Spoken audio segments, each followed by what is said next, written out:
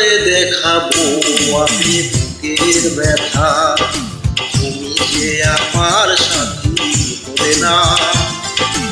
এমন করে বুকে জ্বলছে আগুন,